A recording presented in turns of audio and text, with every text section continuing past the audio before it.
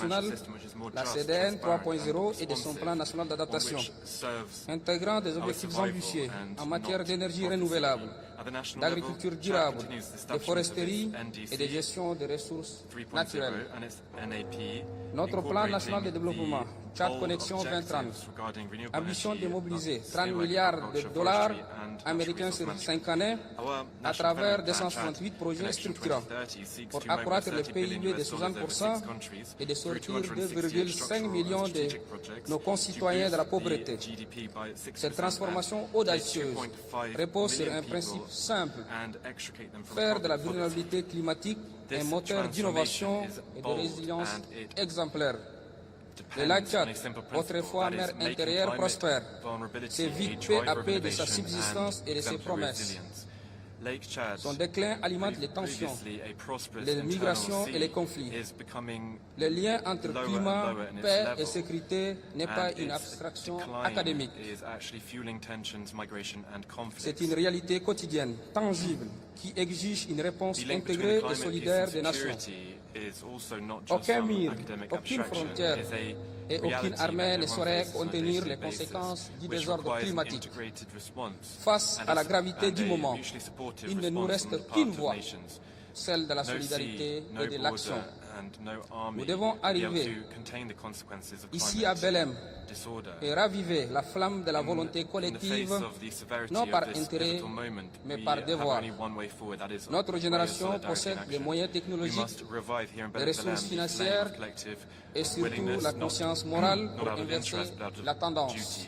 Our generation Faisons has de the cette technological COP30 means, financial la resources, conférence de la and moral responsabilité conscience to reverse et de the la trend. renaissance. Let's make COP30 the Faisons conference du of Tchad et du responsibility Sahel and revival. les symboles Let's d'un make nouvel Chad and the humanisme Sahel the climatique symbols of a new climate fondé sur humanism l'équité, la based on dignité equity, et la vie. dignity and Je vous life. remercie. Thank you.